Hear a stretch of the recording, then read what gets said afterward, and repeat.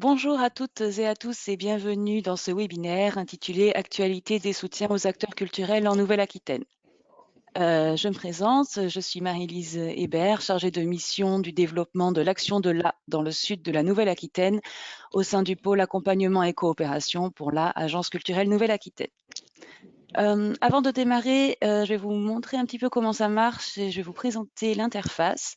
Vous avez donc une image qui apparaît à l'écran pour vous expliquer. Vous avez un panneau de configuration à droite ou à gauche de votre écran qui vous indique que votre son est coupé. Vous êtes environ 270 inscrits, donc pour le dialogue, nous allons plutôt privilégier l'écrit que l'oral, donc c'est normal. Vous avez une boîte à questions que vous pouvez agrandir en cliquant sur l'icône comme indiqué. Si vous posez des questions pendant ce webinaire, ces questions seront recueillies par mes collègues qui donc recueillent les questions, feront aussi défiler les images que vous voyez à l'écran et avec qui nous avons organisé ce webinaire. Ces questions seront posées aux structures concernées après le webinaire. Nous n'allons pas vous répondre en direct. Par contre, vous allez avoir la possibilité de prendre des rendez-vous si vous voulez aller plus loin que les présentations de ce matin, mais j'y reviendrai tout à l'heure. Ce webinaire va être enregistré, il sera en ligne dans quelques jours, donc je vous propose qu'on démarre l'enregistrement tout de suite.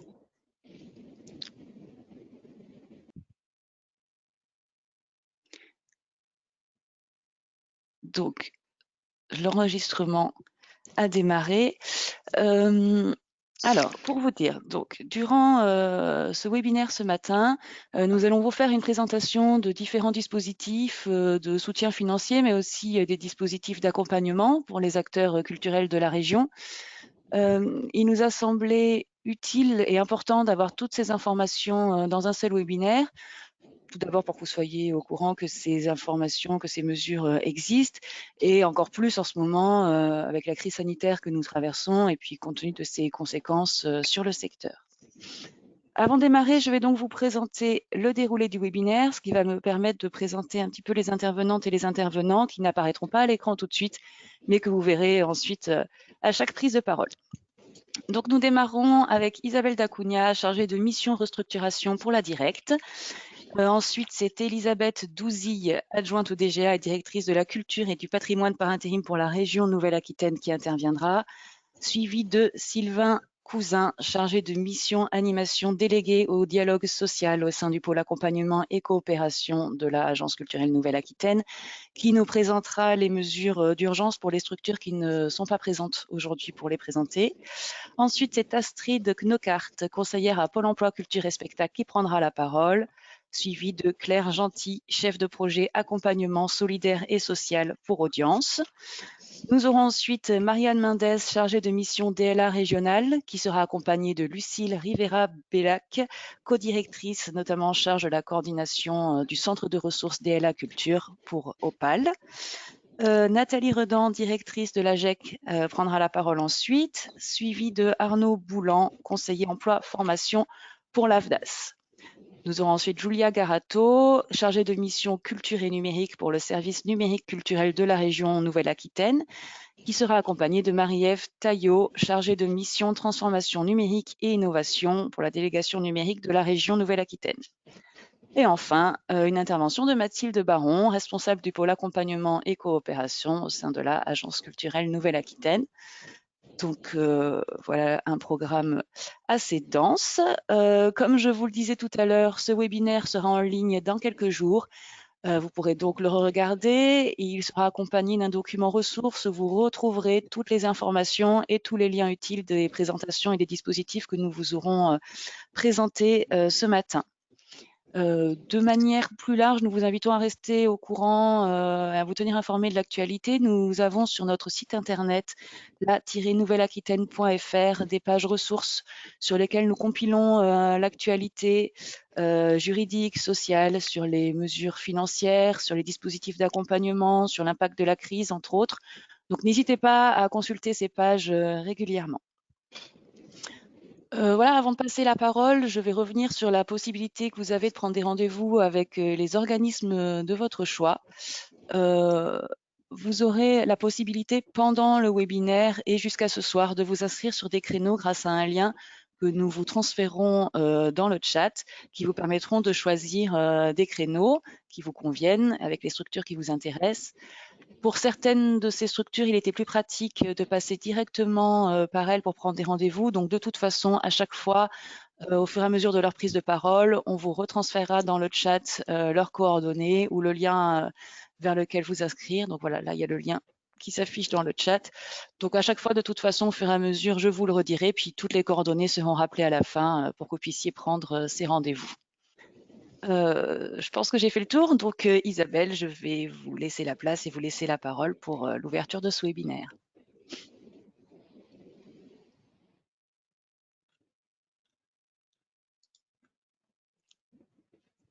Oui, bonjour à tous. Isabelle Dacugna, je suis chargée de mission restructuration et référente activité partielle à la Directe Nouvelle-Aquitaine. Donc, je vais vous présenter ce dispositif qui, je pense, aujourd'hui est assez largement connu puisqu'il a été fortement mobilisé depuis le début de la crise sanitaire. Hein. C'était l'outil qui semblait le plus adapté au service de la politique publique pour aider les entreprises en prenant en charge une partie ou toute ou partie de la rémunération qu'elles devaient verser aux salariés et ainsi éviter des licenciements et surtout pour les entreprises, conserver les compétences des salariés. Donc pour vous dresser le tableau, au 27 avril, nous avions 95 000 entreprises qui avaient sollicité l'activité partielle. Aujourd'hui, on est à peu près à 121 000, alors qu'une année normale, c'est 4 000 entreprises environ pour la Nouvelle-Aquitaine. Hein. Ça, c'est les chiffres Nouvelle-Aquitaine. Donc, il a fallu aussi bien que les services, le portail sur lequel les demandes sont faites et le dispositif s'adapte à cette situation. Donc, je pense que vous avez vu que depuis le début mars, le dispositif a évolué à plusieurs reprises, plusieurs réformes sont intervenues. Donc déjà, on est passé, au départ, c'était une logique forfaitaire, hein, l'activité partielle à une logique proportionnelle. Et puis, on a ouvert le dispositif à de nouvelles catégories de salariés, notamment ceux dont la durée du travail était décomptée en jours ou pour le secteur de la culture et de l'événementiel en cachet. Et puis aussi pour ceux qui n'étaient pas soumis aux dispositions légales sur la durée du travail, comme les journalistes pigistes, par exemple. Donc, l'activité partielle, elle s'applique aux salariés et aux employeurs de droit privé du secteur culturel, hein, comme pour les autres, entreprises ou associations, et quel que soit le type de contrat dont bénéficie le salarié, donc y compris les CDD d'usage. Le dispositif, il a continué à évoluer hein, depuis le début de la crise sanitaire. Notamment, il y a eu un gros passage en juin, au mois de juin, vous avez dû voir, où le taux de l'allocation hein, qui est versé à l'entreprise, il a été baissé à 60%. Le taux majoré de 70%, lorsqu'on dit 70%, c'est 70% de la rémunération versée aux salariés. Donc, le taux de l'allocation a été de 70% et correspondait alors à 100% de l'indemnité versée aux salariés. Donc ça a été à partir du mois de juin réservé uniquement aux secteurs les plus touchés, dont les hôtels, cafés, restaurants, le secteur du tourisme, de l'événementiel et de la culture. Au 1er juillet, on a mis en place également, dans le cadre du plan de relance, le dispositif d'activité partielle de longue durée. Donc là, ça s'adresse à des entreprises qui sont confrontées à une réduction durable d'activité, mais dont la pérennité n'est pas menacée. Donc pour mettre en place la PLD, ça nécessite, hein, ça se fait de la même manière hein, sur le portail SI Apart, mais ça nécessite de conclure au préalable soit un accord collectif, soit de rédiger un document unilatéral. Et là, il faut s'appuyer sur un accord de branche étendu. La PLD, qu'est-ce que ça permet? Ça va permettre de réduire l'activité des salariés dans la limite de 40%, mais sur une durée assez longue. Donc, c'est pour une durée de 24 mois sur une période de 36 mois. Donc, c'est vraiment préparer la reprise de manière progressive tout en étant accompagné par une aide de l'État. Voilà, normalement, il devait y avoir une nouvelle évolution avec, hein, on était vraiment dans le cadre d'une reprise et il y avait le projet de réduire le taux de l'allocation de l'activité partielle de droit commun qui était prévu au départ pour octobre, puis a été repoussé à novembre et aujourd'hui est repoussé au 1er janvier 2021 compte tenu de la situation sanitaire.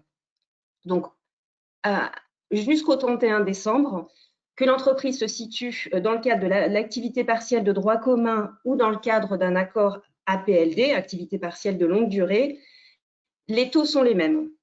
On ne fait pas de distinction, ce seront les mêmes taux avec cette différence toujours qui reste entre les secteurs les plus touchés ou qui sont fermés administrativement et puis les secteurs qui sont considérés comme moins touchés. Donc, au 1er janvier, normalement, l'activité partielle de droit commun va être profondément modifiée.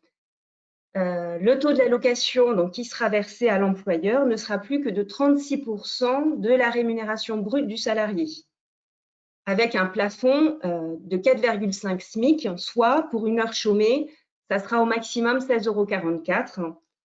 Et le plancher est légèrement réduit. Jusqu'à présent, c'était 8,03 pour tenir compte du SMIC net. Aujourd'hui, ce sera 7,23. À compter du 1er janvier, ce sera 7,23. Et le salarié, là, ça sera encore une nouveauté. Jusqu'à présent, le salarié bénéficiait d'une indemnité qui était à 70%. Lorsqu'on a compté du 1er janvier dans le cadre de l'activité partielle de droit commun, l'indemnité versée au salarié ne sera plus que de 60% de sa rémunération brute antérieure, avec pour lui le plancher toujours à 8,03, le respect du SMIC. Et pour les entreprises qui se sont inscrites dans le cadre du processus d'activité partielle de longue durée, là, elles vont bénéficier d'un taux majoré. L'allocation restera à 60% de la rémunération brute versée aux salariés. Donc, le plafond, par exemple, pour une heure chômée, là, on sera à 27,41 €. Et le taux de l'indemnité versée pour les salariés restera à 70%. Ça, c'est le schéma qui est applicable au 1er janvier, donc très bientôt. On n'a pas eu encore d'annonce sur des évolutions. Je pense qu'il y aura des ajustements qui vont être décidés dans les prochaines semaines, mais les textes sont parus sur ces évolutions avec une date d'entrée en vigueur au 1er janvier. Il y a eu une dernière annonce dernièrement sur une prise en charge de 10 jours de congés payés pour les entreprises les plus lourdement impactées par la crise sanitaire. Les modalités pratiques ne sont pas encore déterminées, mais ces journées devraient être prises sur des périodes d'activité partielle entre le 1er et le 20 janvier. Les conditions pour en bénéficier, ce sont donc des entreprises dont l'activité a été interrompue partiellement ou totalement 140 jours depuis le 1er janvier 2020, ou, donc pour essayer de couvrir un peu plus large, les entreprises ayant subi une baisse du chiffre d'affaires de plus de 90% pendant les périodes 2020 où l'état d'urgence sanitaire était déclaré. Donc tout ceci doit se mettre en place et des évolutions, comme je disais, des ajustements sont possibles. Donc moi, je vous invite, comme ça a été dit au départ, à suivre l'actualité. Et sur les questions d'activité partielle, ne pas hésiter à contacter les unités départementales des directs qui pourront vous donner des informations sur les dernières évolutions. Voilà, je vous remercie. Au revoir.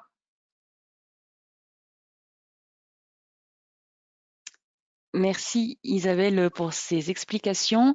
Je vous rappelle que les questions que vous posez tout au long du webinaire seront transmises à la fin aux structures concernées qui vous répondront, qui reviendront vers vous plus tard, mais n'hésitez pas sinon à prendre un rendez-vous au lien qui vous est indiqué dans le chat. Je passe maintenant la parole à Elisabeth Douzy pour la région Nouvelle-Aquitaine.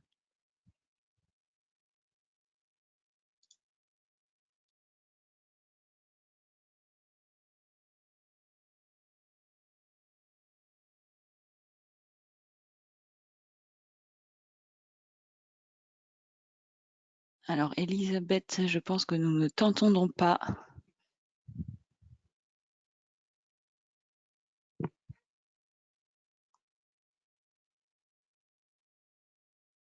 Est-ce que vous m'entendez? Ah, c'est bon, on t'entend. D'accord, excusez-moi. Donc, Elisabeth Douzy, région Nouvelle-Aquitaine. Je viens vous présenter aujourd'hui le panel d'accompagnement que la région a pu mettre en place depuis le début de la crise sanitaire en direction des acteurs culturels. Et je vais évidemment faire un focus plus particulier sur les aides qui sont en cours ou à venir, même si je vais essayer de vous tracer un tableau un peu complet. Donc pour vous dire que la région a travaillé dès juillet avec les réseaux culturels, donc avec un échange avec différents réseaux, différentes têtes de réseaux culturels sur les impacts de la crise et la nécessité pour la région de pouvoir y répondre. Cela a débouché en fait sur un plan de relance donc qui s'appelle le plan de transition et de reconquête technologique qui a été adopté au niveau de la région et qui a un volet culturel. Donc c'est un plan de relance qui a été adopté à la séance plénière d'octobre 2020 que vous pouvez retrouver sur le site de la région si vous le souhaitez. Donc en ce qui concerne le volet culturel, ce plan de relance s'est articulé en 3 volets, donc un soutien à l'économie culturelle, un soutien à l'emploi et aux compétences et le développement de nouveaux modèles. Donc en ce qui concerne le soutien à l'économie, nous avons adopté très rapidement la volonté de déployer une aide au cinéma art et essai de la région qui était très fortement impacté lors du premier confinement et aussi au moment du deuxième confinement. Donc je ne vais pas m'étendre sur cette aide puisque c'est une aide qui a déjà été déployée auprès de tous les cinémas d'art et essai de la région. Et qui a été déclenchée très rapidement sur ce dernier trimestre de l'année 2020. Il y a également la volonté sur la partie patrimoine de relancer l'activité via les monuments historiques et via la relance de l'activité sur les travaux de réhabilitation de monuments historiques. Mais je ne vais peut-être pas non plus m'étendre sur cette mesure qui peut-être concerne des acteurs spécifiquement du secteur monuments historiques et je ne suis pas sûre qu'il y en ait beaucoup autour de la table. Sur le volet soutien à l'emploi et aux compétences, nous avons engagé une réflexion sur les médiateurs, donc qui est une mesure que nous avions déjà adoptée auparavant, donc déployer des médiateurs dans les cinémas pour pouvoir justement travailler sur la relation avec le public. Et effectivement, on sait très bien que cette problématique de relation avec le public est très prégnante au moment de cette crise. Et donc là, la volonté de la région est de pouvoir, au moment où effectivement les lieux culturels réouvriront, pouvoir déployer sur le territoire plus de médiateurs qu'il en existe aujourd'hui et pouvoir mutualiser ces médiateurs entre différents lieux culturels, que ce soit des cinémas, des salles de spectacle, des tiers-lieux éventuellement, voilà. Donc pouvoir déployer ces médiateurs sur le territoire à disposition de différents lieux culturels. Donc ça, c'est une mesure qui sera mise en place en 2021, donc pour lequel effectivement nous mettrons en place un appel à mobilisation des lieux culturels pour présenter des projets de médiateurs. Une autre action sur la partie soutien à l'emploi, une volonté de mettre en place une aide spécifique aux artistes-auteurs, puisqu'effectivement, les différentes remontées du territoire nous ont souligné que les artistes et les auteurs qui ne sont pas forcément sous des régimes, par exemple, d'intermittence ou qui ne sont pas constitués effectivement en entreprise, sont parfois dans des situations très complexes. Et du coup, il nous a paru très important de pouvoir travailler sur une aide directe aux artistes et aux auteurs. Et donc ça, c'est une mesure que nous allons lancer aussi début 21. Donc nous sommes en train d'y travailler en ce moment. Et donc c'est une aide spécifique qui sera mise en place donc en partenariat avec l'agence Alca pour le volet livres et cinéma et en direct par la région pour les volets spectacles vivants, arts plastiques et visuels ou musiques actuelles par exemple. Voilà, donc ça c'est quelque chose aussi que nous mettrons en place sur le début de l'année 21. Et enfin, sur le troisième volet de ce plan de relance, nous avions souhaité travailler sur le développement de nouveaux modèles. Donc là, on se projette un petit peu plus peut-être sur du moyen terme, on va dire, avec la volonté de pouvoir déclencher des aides sur la responsabilité sociale des organisations et sur l'accompagnement numérique, des structures. Et donc là, avec des déploiements d'aides qui seront peut-être plus tardives en 21, puisque pour le moment, la priorité, effectivement, de pouvoir déployer les aides que j'ai citées juste avant sur les artistes-auteurs, sur les médiateurs, et d'avoir déployé cette aide au cinéma art et essai.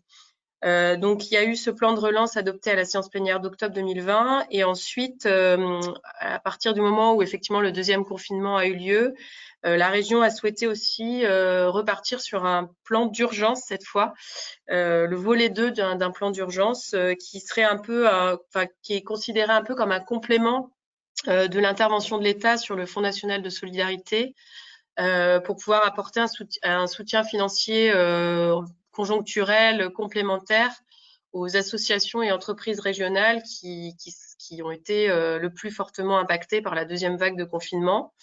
Donc là, on est vraiment sur du fonds d'urgence à peu près comme ce qui avait pu exister lors du premier confinement, mais avec des conditions d'accès différentes et des bénéficiaires qui peuvent être différents, puisque aujourd'hui, ce fonds d'urgence est totalement ouvert aux entreprises et associations du secteur culturel.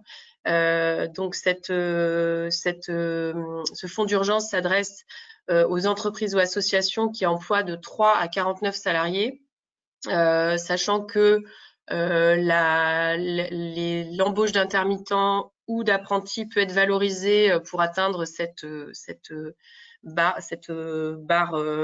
plancher de 3 salariés pour pouvoir y accéder. L'aide en fait se concentre sur la situation de l'entreprise ou de l'association au mois de novembre 2020. Donc l'association ou l'entreprise doit justifier d'une perte d'exploitation au mois de novembre 2020 et justifier d'une trésorerie qui est inférieure à un mois de chiffre d'affaires annuel pour pouvoir accéder à cette aide qui va de 5 000 € à 40 000 € en fonction du nombre de salariés. Voilà, donc ce règlement d'intervention est aussi disponible sur le site de la région, sur le guide des aides. Et la plateforme pour déposer des demandes va être ouverte à la mi-janvier à peu près, voilà, pour pouvoir bénéficier de ce soutien dès le mois de février. Voilà, donc ça c'est un petit peu les deux volets des aides qui ont été déployées par la région en direction des acteurs culturels. Et aussi vous dire que la région a souhaité, alors au-delà des aides financières, a souhaité s'associer donc à la ville de Bordeaux, au département de la Gironde et à l'État pour relancer une plateforme d'accompagnement des acteurs culturels, une plateforme qui est aussi bien une plateforme Internet qu'une plateforme réellement d'accompagnement des acteurs, qui va en fait ouvrir en janvier de l'année prochaine, enfin, ou soit sur cette fin d'année, soit tout début janvier de l'année prochaine, et qui permettra en fait aux acteurs culturels de pouvoir avoir une personne en fait qui est issue d'ailleurs du secteur culturel, une personne au téléphone ou en visio qui lui permettrait de l'aider à s'y retrouver en fait dans toutes les aides existantes et lui permettre de répondre un petit peu à sa situation spécifique sur l'ensemble voilà, des dispositifs existants, que ce soit au niveau de l'État, de la région, du département, de la ville, voilà, et de l'ensemble des partenaires qui mettent en place différentes aides. Voilà, donc ça c'est une plateforme aussi qui va ouvrir très, très prochainement et qui permettra aux acteurs culturels que vous êtes de pouvoir avoir un interlocuteur direct. Voilà, je pense que j'ai fait le tour.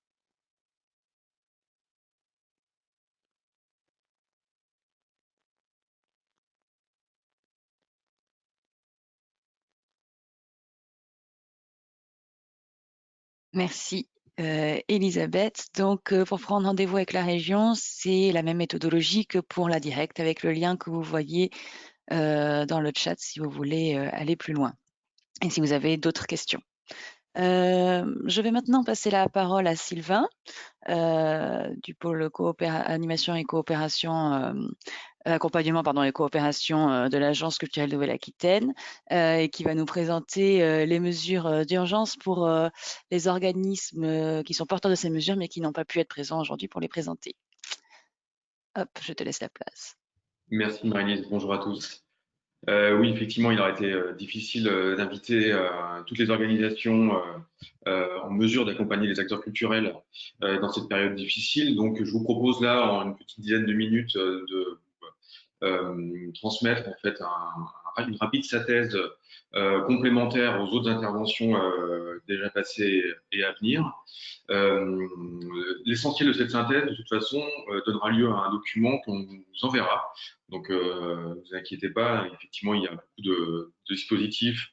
Notamment, là, on va évoquer les dispositifs en fait qui sont proposés par les centres nationaux, les sociétés civiles, ou même certains dispositifs de l'État, du ministère de la Culture, du ministère de la Finance. Donc, il y a essentiellement des dispositifs par filière, donc de soutien à certaines filières, donc en fonction de votre discipline d'activité.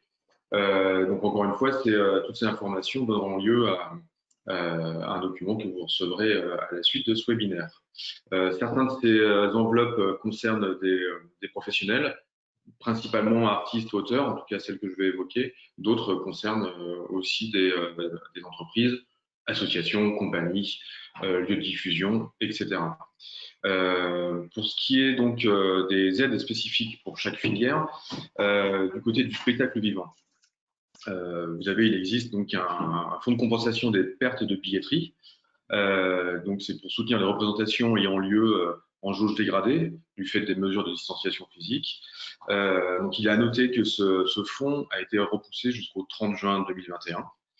Donc sont éligibles également les festivals et pour faire une demande sur ce fonds, il faut vous orienter vers le CNM, le Centre national de la musique. À noter également que les opérateurs de musique classique et contemporaine sont intégrés depuis peu dans ce fonds. Donc, il concerne maintenant tout l'ensemble du spectacle vivant, assis ou debout. Autre fonds, là aussi géré par le CNM, le fonds de soutien à la diffusion alternative. Donc là, c'est dans le cas où vous souhaitez organiser, produire un événement, un spectacle, par exemple en numérique, en distanciel. Il y a un fonds d'aide dédié donc, qui s'appelle le fonds de diffusion post-Covid. À noter, toujours dans la filière spectacle vivant, le dispositif droit au cœur de l'ADAMI. Donc l'ADAMI, la société civile pour l'administration des droits des artistes et des musiciens-interprètes. Donc là, c'est bien une aide, pas aux entreprises, mais bien aux artistes-interprètes, donc jusqu'à 1 500 €. Et cette aide, donc c'est une aide qui intervient dans le cas d'accident de la vie, donc une aide économique pour perte d'activité du côté de l'ADAMI. Toujours spectacle vivant, mais hors musique, vous avez aussi le fonds de secours des artistes-auteurs de la SACD, Société des auteurs et compositeurs dramatiques. Donc c'est un fonds là qui est ouvert jusqu'à la fin de l'année 2020, une aide qui s'élève jusqu'à 1 500 €. Pour la filière musique, la SACEM, donc la Société de gestion des droits d'auteur, propose également une aide pour les artistes, auteurs et compositeurs et éditeurs de musique, une aide qui va de 300 à 500 à 5 000 €. Toujours filière musique, vous avez également à disposition le fonds de sauvegarde des acteurs du spectacle vivant, musique et variété donc, toujours géré par le CNM, un fonds qui peut, pour les entreprises, s'élever jusqu'à, une aide pardon, qui peut s'élever jusqu'à 120 000 €. Et le calendrier 2020 donc est terminé, donc voilà, il n'est plus possible de déposer des dossiers pour 2020, mais le calendrier 2021 est en cours de diffusion. Je crois que la prochaine échéance, c'est le 11 janvier. Vous avez des commissions assez régulières tous les 2 mois, je crois. Filière livre, pour la filière livre, donc les acteurs, les opérateurs du livre, il faudra vous tourner vers le CNL, le Centre national du livre, avec une aide pour les artistes auteurs jusqu'à 1 500 €. Effectivement, vous avez en plus des soutiens exceptionnels que là je vous cite, vous avez également tous les dispositifs de soutien classiques, dirons-nous, donc notamment celui de la DRAC Nouvelle-Aquitaine pour le soutien à la vie littéraire, dont l'échéance est le 8 janvier 2001. Et pour ce qui est de la filière livre, Madame Douzy l'a évoqué, on vous conseille même vivement de vous orienter vers l'agence ALCA, en mesure de vous orienter. Pour la filière du centre, pour les arts plastiques, donc là c'est le Centre national des arts plastiques qui est l'opérateur et qui propose là aussi pour les artistes auteurs un dispositif de soutien particulier. À noter que pour les artistes plasticiens, le réseau Astre, donc le réseau régional en Nouvelle-Aquitaine des acteurs arts plastiques, arts visuels, arts contemporains, propose un dispositif d'accompagnement dédié jusqu'au 15 janvier, donc en mesure de vous spécifiquement de vous accompagner pour viser le bon dispositif, pour vous aider à monter le dossier, pour aider donc là principalement les artistes auteurs, les commissaires et critiques de la filière art plastique. À noter également le dispositif de soutien de la DRAC, dont l'échéance est le 31 mars, à la fois les aides individuelles et à la fois l'aide à l'installation ou l'aménagement d'ateliers. Pour la filière cinéma, donc les acteurs du cinéma peuvent se tourner évidemment vers le CNC, Centre national de cinéma, et vers la SACD, Société des auteurs et compositeurs dramatiques. Et pour terminer sur les différentes filières, on citera aussi la filière radio, puisque les auteurs de radio, là aussi, peuvent bénéficier d'une demande, d'un soutien, pardon, jusqu'à 1 500 € mensuels pour les auteurs de radio. Donc, tous ces fonds sont bien des fonds d'urgence qui interviennent spécifiquement pour compenser la perte d'activité. À noter du côté de la DRAC Nouvelle-Aquitaine le dispositif de soutien aux projets artistiques et culturels, donc projet culturel large, dont l'échéance de remise des dossiers est le 8 janvier. Donc vous aurez noté que le ministère de la Culture a abondé de manière exceptionnelle les enveloppes déjà existantes. Donc, on vous invite à vous rapprocher de vos conseillers DRAC pour viser au mieux votre situation aux enveloppes disponibles. On l'a déjà cité, mais on le redit que évidemment l'État a mis en place pour toutes les entreprises, associations, compagnies, lieux de diffusion par exemple, différents dispositifs. Donc les prêts aux entreprises, le fonds de solidarité a été cité, et également d'autres fonds. Voilà pour l'essentiel. Et à noter aussi également, en complément, toutes les mesures concernant les salariés handicapés. Donc là, vous pourrez vous tourner du côté de l'AGFIP, l'association de gestion du fonds pour l'insertion professionnelle des personnes handicapées. Ce qui est intéressant avec l'AGFIP, c'est qu'elle propose des aides exceptionnelles pour la prise en charge des salariés handicapés, que ce soit sur des contrats d'apprentissage, sur des contrats de professionnalisation, que ce soit pour assurer la poursuite d'un contrat, faire face à des problèmes de trésorerie concrètement, ou pour aider aussi au recrutement, pour amorcer la création d'un poste. Donc là, vous pourrez vous tourner du côté de l'AGFIP. Et voilà pour l'essentiel. Donc je rappelle que toutes ces informations seront transmises dans un document. Certaines vous ont été envoyées dans le chat, et donc vous seront transmises dans un document et disponibles sur le site de l'agence. Et j'en ai fini. Je pense que je laisse la main à Marie-Lise. Merci Sylvain. Oui, effectivement, ce document qui récapitule tout ça sera sur le site de l'agence et il vous sera également envoyé par mail avec les mesures dont vient de vous parler Sylvain, ainsi que toutes les autres informations concernant tous les dispositifs que nous vous aurons présentés ce matin et tous les liens utiles. Je vais maintenant passer la parole à Astrid, conseillère à Pôle emploi, culture et spectacle.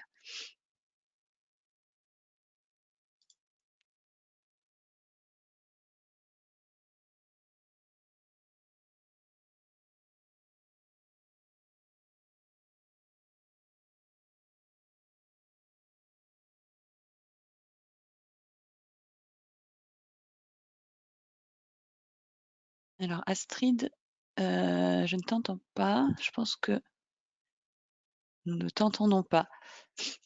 Alors. Hop, voilà, et là. Oui, c'est bon, Ça y c'est est, parfait. ça va. Ouais. Parce que j'ai cliqué, mais Bon, donc bonjour à toutes, bonjour à tous. Astrid Knokar, conseillère référente au Pôle emploi culture spectacle. Je vais vous présenter à l'heure actuelle toutes les aides multiples pour favoriser les embauches suite à la Covid.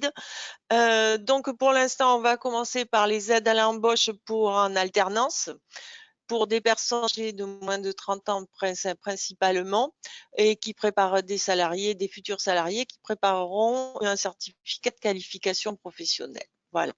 Donc pour l'instant, cette aide, elle est de 8 000 € maximum pour un salarié majeur et de 5 000 € maximum pour un salarié mineur. Ce qu'il faut savoir que ces aides-là, à l'heure actuelle, sont étudiées uniquement pour jusqu'au 28 février 2021. Voilà. Après, nous allons avoir toutes les aides à l'embauche des moins de 26 ans. Toute personne qui a moins de 26 ans et que vous allez vouloir souhaiter recruter, vous pouvez avoir une aide de 4 000 € maximum pour chaque salarié, avec un versement trimestriel de 1 000 € maximum dans la limite de an. Les salariés doivent avoir moins de 26 ans à la conclusion du contrat de travail. Ce qu'il faut savoir, c'est que donc ça peut être en CDI ou en CDD supérieur à 3 mois. Il y aura une proratisation de la somme. Cette aide n'est valable que jusqu'au 31 janvier 2021 pour l'instant. Petit rappel pour les aides à l'embauche de personnes qui sont travailleurs handicapés, et je dis bien travailleurs handicapés, donc c'est qu'ils possèdent la reconnaissance et la qualité de travailleurs handicapés.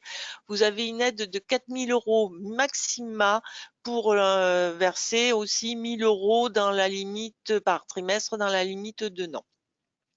Et cette aide est valable jusqu'au 30 juin 2021. Hop. Je passe à la suivante.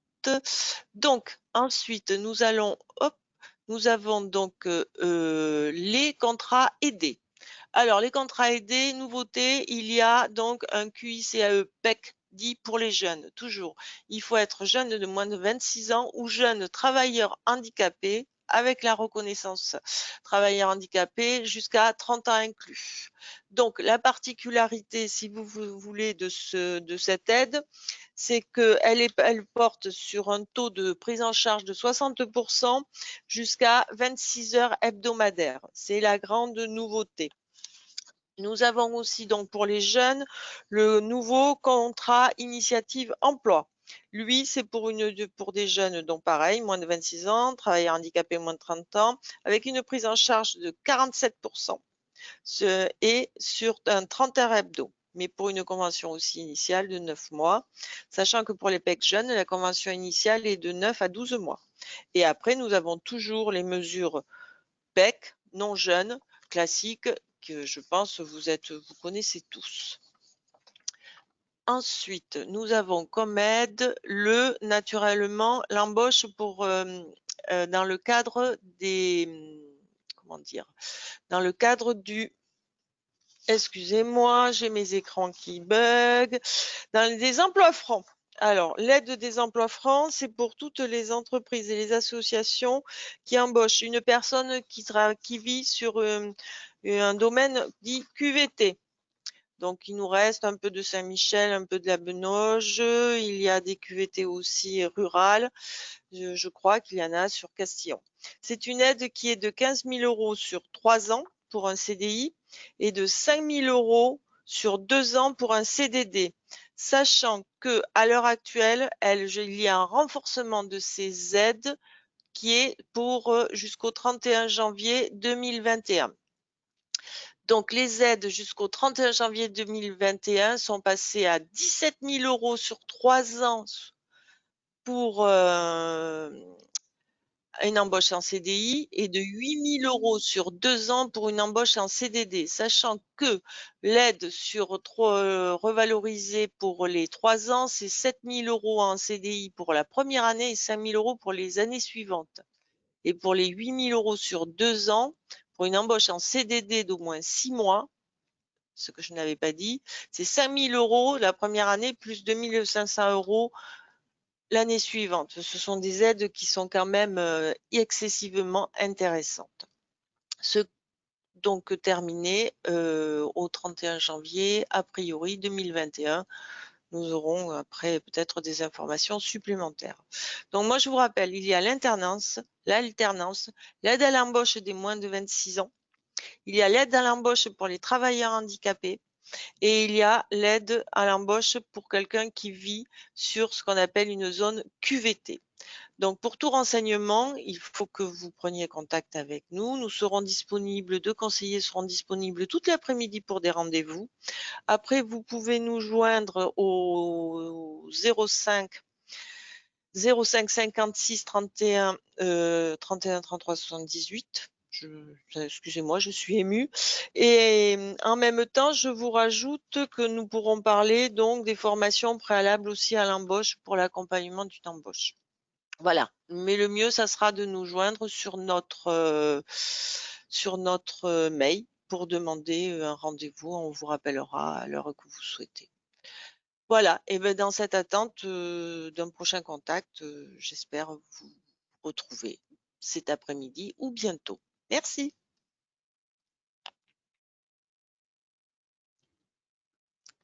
Merci Astrid.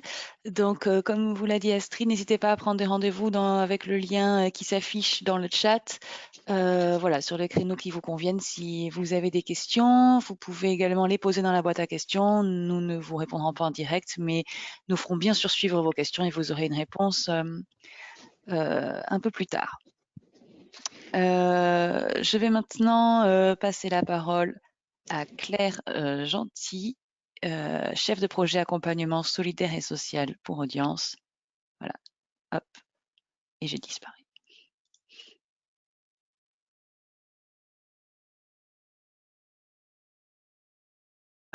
Bonjour à tous. Donc moi, je travaille pour Audience depuis maintenant plus de 10 ans. Je vais vous présenter 3 dispositifs. Les 2 premiers existent en fait déjà depuis longtemps, existaient déjà avant la crise. Et le dernier dispositif a été créé spécifiquement pour la crise. Les 3 dispositifs que je vais vous présenter sont des dispositifs que l'État a mis en place au ministère de la Culture et au ministère du Travail. Et ces dispositifs ont été délégués au niveau de la gestion à Audience. Voilà. Donc, le premier dispositif est le fonds de professionnalisation. Il est spécifiquement dédié aux artistes et aux techniciens du spectacle qui ont un minimum de 5 ans d'ancienneté. Pourquoi il est plutôt pour les personnes qui sont quand même professionnellement bien inscrites dans leur métier et qui rencontrent des difficultés dans ce cadre-là et qui souhaiteraient soit continuer leur activité, soit se réorienter professionnellement et ont besoin d'être accompagnés par rapport à ça. Il faut qu'ils aient bénéficié donc un minimum de fois, donc de 5 fois du régime intermittent au titre des annexes 8 ou 10. Voilà. Quel est l'objectif? L'objectif, il est de sécuriser le parcours professionnel des artistes et des artistes et des techniciens du spectacle vivants voilà, qui rencontrent des difficultés professionnelles et personnelles également. Comment ça se passe? Donc, il y a un premier entretien téléphonique qui dure à peu près 3/4 d'heure, 1 heure grand maximum, pour faire un petit peu le point sur la situation professionnelle de la personne et personnelle également, parce qu'on sait souvent que le côté personnel peut avoir des conséquences sur le côté professionnel. En fonction de ça et en fonction de ce qui aura été défini dans ce premier entretien, on oriente la personne vers un cabinet de consultants. La 3e slide, si c'est possible.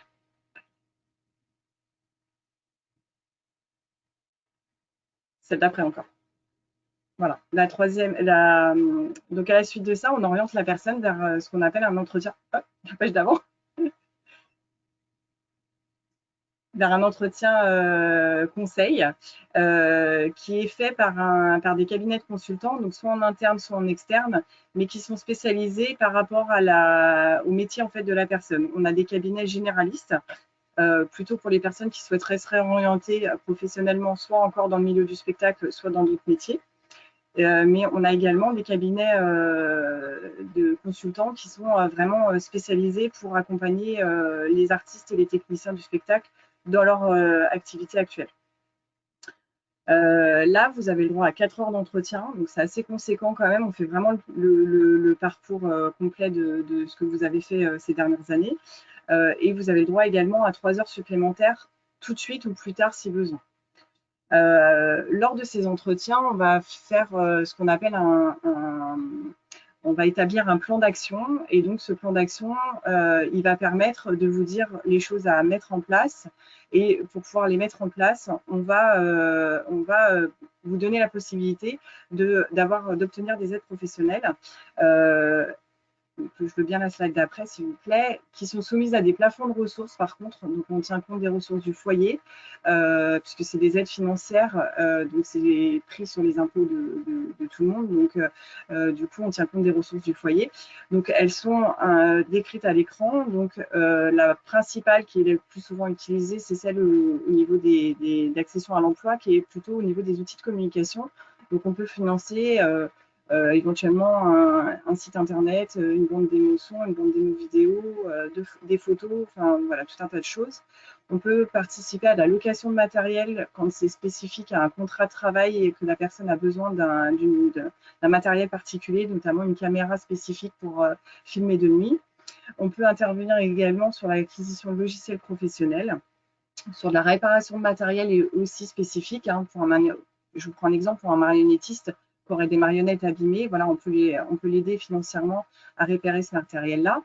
On peut prendre également en charge des frais de déménagement, des frais de mobilité professionnelle quand il y a des contrats qui doivent se faire dans des départements différents de leur lieu d'origine. On peut également participer à des prises en charge de frais de soins de santé, donc pour des artistes au niveau du dentaire, de l'optique et ou de l'acoustique, et pour des techniciens uniquement sur de l'optique et de l'acoustique. On peut également participer, alors pas au financement d'une formation, mais bien uniquement aux dépenses quotidiennes pendant cette formation. On sait bien que quelqu'un qui est en formation ne peut pas travailler en même temps. C'est difficile de faire un cachet quand on est en formation. Donc nous, on vient en complément. Alors, ce n'est pas des énormes sommes, mais voilà, on peut venir éventuellement en complément de ce temps de formation. Voilà, pour les aides qui sont spécifiques pour le fonds de professionnalisation. Une autre aide qui a été mise en place maintenant depuis 3 ans dans le cadre de ce qu'on appelle le fonds PEPS, il s'agit d'une aide à la garde d'enfants. On sait bien que pour les artistes et les techniciens, il est difficile de pouvoir travailler quand on a des enfants en bas âge et de les faire garder. Donc, on peut intervenir au niveau des frais de garde une fois les déductions faites de la CAF, les prises en charge qui peuvent être faites de la CAF. Donc, pour les enfants qui ont moins de 4 ans au moment de la demande, il y a des plafonds de ressources, bien sûr, à ne pas dépasser également pour le couple pour pouvoir en bénéficier, mais ces plafonds sont relativement très larges, donc on essaie quand même de pouvoir aider tout le monde. Quelles sont ces conditions? En fait, on demande à la personne de nous justifier d'avoir un contrat de travail pendant le temps où ces enfants sont gardés. Et alors, les modes de garde, on prend tous les modes de garde du moment que c'est des modes de garde déclarés. Donc, aussi bien sur de la crèche, aussi bien sur une assistante maternelle à domicile ou sur le domicile de l'assistante maternelle. On prend également des nounous, des étudiants du moment qu'il y a un contrat de travail qui a été fait avec. Si vous passez par des associations nationales type O2 et des choses comme ça, pas de souci non plus. L'aide, elle est plafonnée à 3 000 € sur l'année. Et donc, en fait, chaque mois, vous pouvez déposer. Donc, on a mis en place depuis le mois dernier une plateforme. En fait, on va vous demander de déposer vos bulletins de salaire et vos frais de garde. Et donc, nous, on va comparer, en fait, vos frais de garde et vos bulletins de salaire. Et on va vous octroyer 50% des frais. Voilà, puisque après, il y a le crédit d'impôt qui s'applique. Le dernier dispositif que je voulais vous présenter, c'est un dispositif que l'État a mis en place depuis le mois de septembre. C'est donc un fonds d'urgence là vraiment spécifique pour la crise sanitaire que vous traversez actuellement. Et donc, le ministère de la Culture nous a délégué cette mise en place. Donc, il y a une plateforme qui a été mise en place depuis le 16 septembre. Les aides ont eu une première version et ont été modifiées depuis le 20 novembre pour être plus larges et pour pouvoir aider un maximum de personnes. Nous avons actuellement énormément de demandes. Nous les traitons vraiment le plus vite possible. Donc, l'État nous a octroyé une enveloppe de 10 000 € pour ces aides-là. Je veux bien aller sur la page d'après, s'il vous plaît. Et donc, elle se décline sous 5 aides. La première, elle est ouverte donc pour ce qu'on appelle les primo-entrants. ou pour les personnes qui avaient perdu leur statut depuis au moins 1 an et qui étaient en train de refaire leurs heures et n'ont pas pu les faire, ouvrir le droit à ces 507 heures. Donc, comment elle est constituée? Donc, en fait, on demande de justifier d'avoir un minimum de 250 heures et de moins de 506 heures, puisque au-delà de 506 heures, vous passez sur le statut d'intermittent. Donc, soit dans la période du 1er mars 2019 au 1er mars 2020, ou entre le 1er novembre 2019 et le 1er novembre 2020, correspondant au premier confinement et au deuxième confinement. Voilà. Comment justifier de ces choses-là? Donc, vous verrez sur la plateforme, quand vous déposerez votre demande, de bien choisir en fait l'aide numéro 1. On va vous demander votre relevé des congés spectacles nous permettant en fait de couvrir une énorme partie de l'année, et on vous demandera en parallèle en plus de nous justifier certains mois supplémentaires pour couvrir soit la période de mars à mars ou novembre à novembre. Voilà, pour l'aide numéro 1. Les aides numéro 1 à 4 ne sont pas cumulables entre elles. Voilà. L'aide numéro 2, elle est ouverte pour tous les intermittents qui ont perdu leur statut, donc au titre de la RE ou de l'AFD, entre le 1er décembre 2019 et le 29 février 2020. Donc, on vous demande dans ces cas-là de nous justifier à travers quoi? Un document de Pôle emploi qui s'appelle une attestation de période indemnisée, où en fait dessus, il est indiqué que vous avez perdu, que vos droits sont arrivés à terme entre le 1er décembre et le 29 février 2020. L'aide numéro 3, elle est dédiée aux personnes qui travaillent plutôt à l'étranger, qui n'ont pas leur statut en France et qui ne cotisent pas forcément sur Pôle emploi en France. Elle sert plutôt à, je reprends les termes du ministère, faire rayonner la culture française à l'étranger. Et donc, elle est ouverte aux personnes qui travaillent sur des contrats locaux étrangers. Voilà, et donc on vous demande de justifier de 5 contrats étrangers. Et donc, on vous octroie une aide. L'aide numéro 4, elle est ouverte pour les intermittents et intermittentes qui ont perdu leur droit à congé à la suite d'un congé maternité, indemnisé ou non par la sécurité sociale, un congé d'adoption ou un arrêt maladie de plus de 30 jours. Et donc ce congé aura pris fin entre le 1er mars et le 31 octobre. On vous demande de justifier de ne pas avoir travaillé dans les 2 mois qui ont suivi cette fin de congé pour les différentes choses que je vous ai dit, le congé maternité, adoption ou arrêt maladie. Pourquoi? Puisque un intermittent qui avait des droits ouverts à l'ARE avant ces congés-là, pour pouvoir bénéficier de cette réouverture de droits auprès de Pôle emploi à la fin d'un arrêt maladie, doit justifier d'une reprise d'activité avec au moins un cachet. Et donc, on sait très bien qu'en ce moment, c'est difficile pour toutes les personnes de faire des cachets. Et donc, c'est comme ça que cette aide est venue en place. Donc, ces 4 premières aides, elles sont d'un montant forfaitaire de 1 500 € non renouvelable et donc non cumulables les unes avec les autres. Vous ne pouvez pas bénéficier de l'aide numéro 1 si vous avez déjà obtenu l'aide numéro 2. L'aide numéro 5, celle-là est cumulable avec une des 4 autres si vous en avez bénéficié. Elle est ouverte pour tous les artistes et les techniciens qui travailleraient au GUSO. Donc le GUSO, c'est un dispositif qui est mis en place pour toutes les personnes qui souhaitent, qui n'ont pas vocation à être des employeurs du monde du spectacle. Donc un particulier ou une entreprise comme Audience par exemple qui embaucherait un intermittent pour un spectacle pour le personnel, voilà.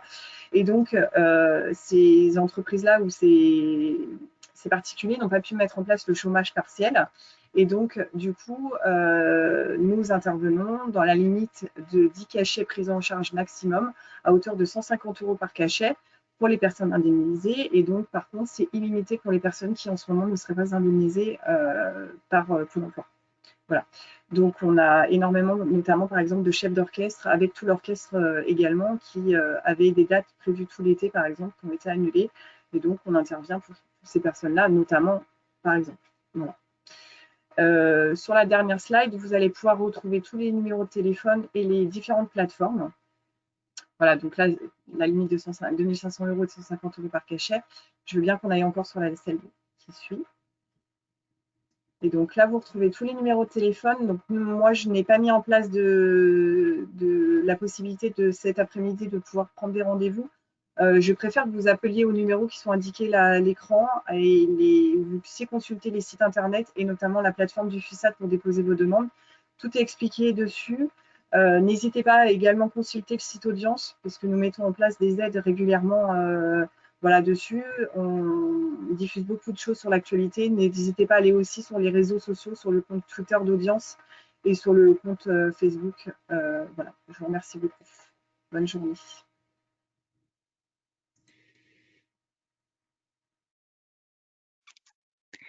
Merci beaucoup Claire pour toutes ces précisions. Donc voilà, n'hésitez pas à noter les numéros de téléphone qui s'affichent et dans le chat et sur la dernière page du diaporama de Claire pour prendre contact avec Audience. À présent, nous allons passer la parole à Marianne Mendès, chargée de mission DLA régionale, et à Lucille Rivera-Bellac pour Opal, le centre de ressources DLA Culture.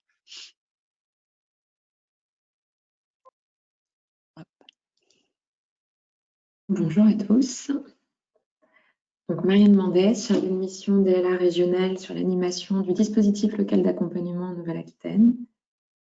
Et bonjour, je suis Lucille Rivera-Bellac, donc co-directrice de l'association Opal, en charge du centre de ressources pour le DLA sur le secteur culturel. Donc on va vous présenter toutes les deux un dispositif national d'accompagnement qui n'est pas un dispositif dédié à la crise actuelle, mais qui est un dispositif qui existe depuis 17 ans sur l'ensemble du territoire national, qui permet d'accompagner des structures dites d'utilité sociale de l'économie sociale et solidaire pour consolider, pérenniser leurs emplois, leurs activités.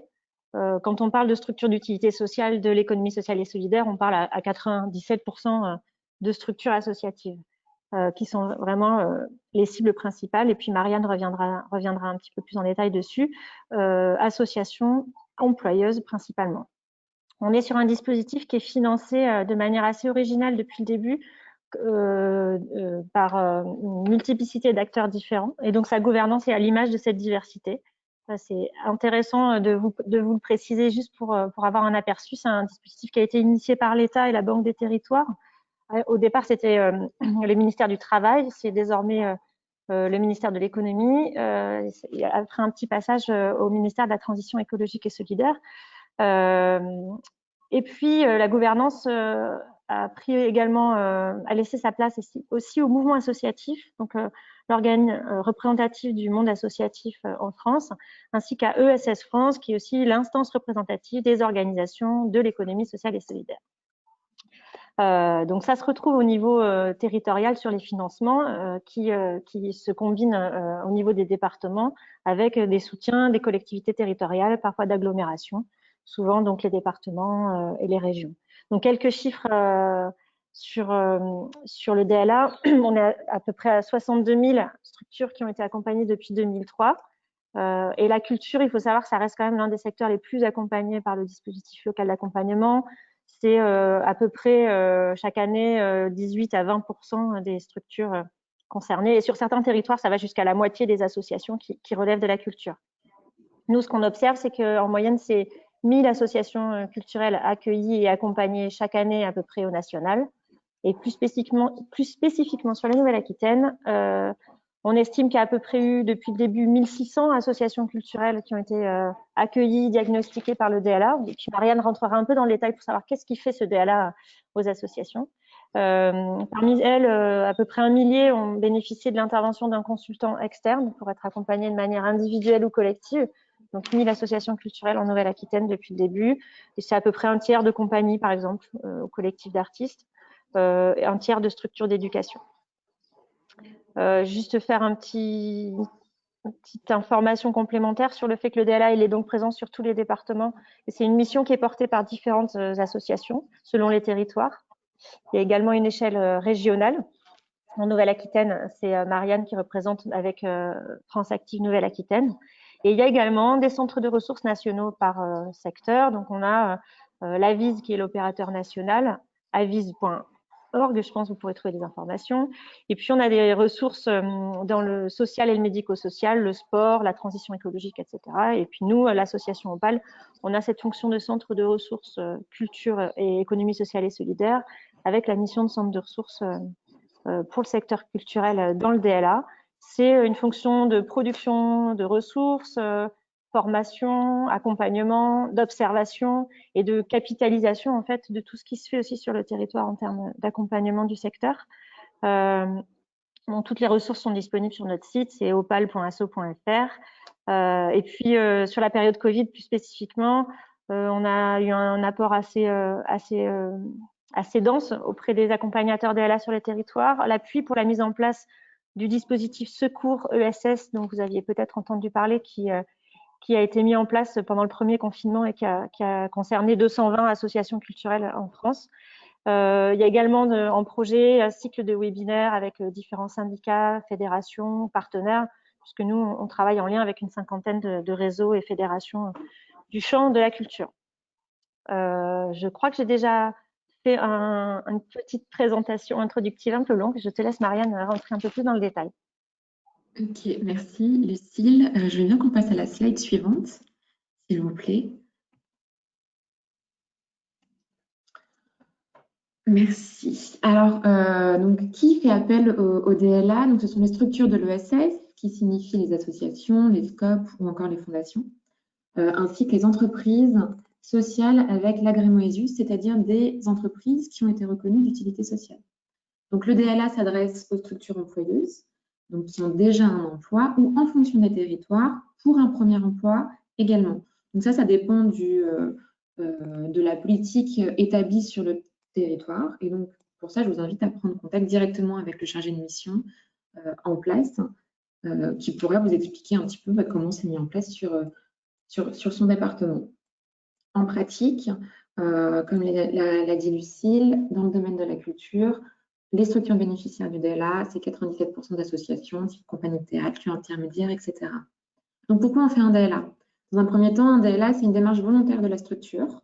C'est une démarche qui prend du temps, qui demande un réel investissement et où la structure est toujours acteur. Elle est acteur dans toutes les étapes du processus de transformation et de changement, où on a en amont identifié une problématique et où on fait appel au DLA pour dénouer un petit peu tout ça, pour aller plus en profondeur et puis pour avoir des conseils, pour être réorienté vers des structures de l'écosystème de l'ESS, ou alors et d'ailleurs, ce n'est pas incompatible, et pour bénéficier d'un accompagnement qui peut être interne, et on peut faire également appel à un prestataire. Parmi les accompagnements les plus récurrents, pour vous donner un ordre d'idée, il y a 4 principales thématiques qui se retrouvent par an, à savoir un accompagnement axé sur le projet et la stratégie, mais aussi ressources humaines et organisation interne, sur le modèle socio-économique ou la gestion financière et mutualisation et partenariat, par exemple. Donc, comment ça se passe?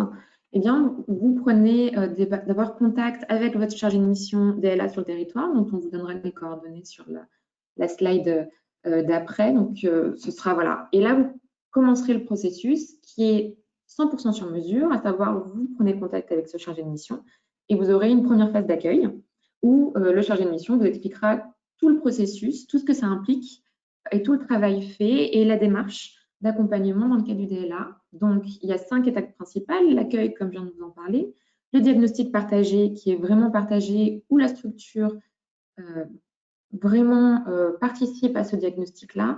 L'objectif, c'est d'identifier les besoins qui émergent.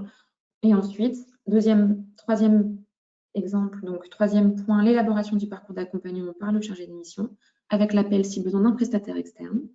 Ensuite, la coordination du parcours d'accompagnement où le chargé de mission est garant du bon déroulé de la prestation. Et ensuite, le suivi et la consolidation. Et donc, slide suivante, vous pourrez trouver tous les coordonnées des chargés de mission qui sont disponibles en tout temps. Et donc, vous trouverez aussi des informations sur le site info-dla.fr.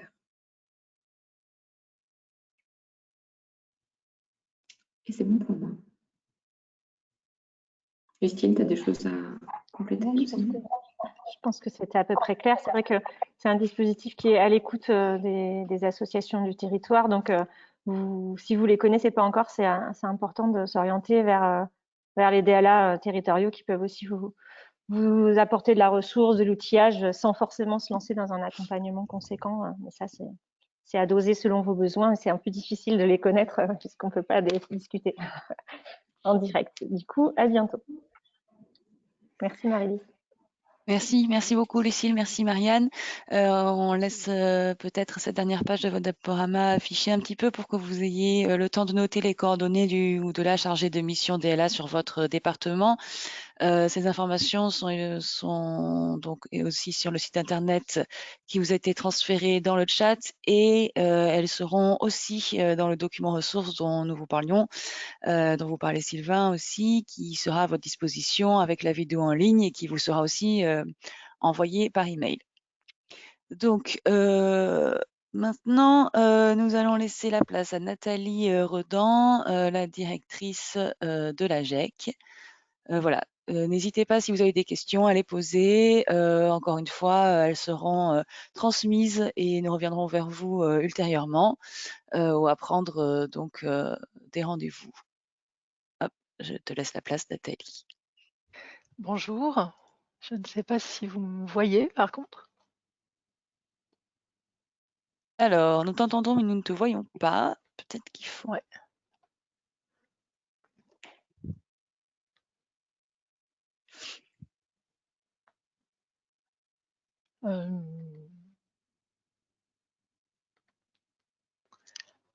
Est-ce que là vous me voyez? Je ne sais pas.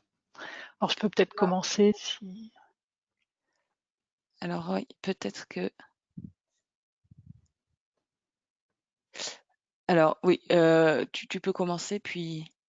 D'accord. On t'entend très bien de toute façon. Et Ok, bon, vous voilà. voyez une personne à laquelle je ne ressemble pas, mais qui est sur la première slide qui apparaît, qui vous est partagée. Donc bonjour à tous.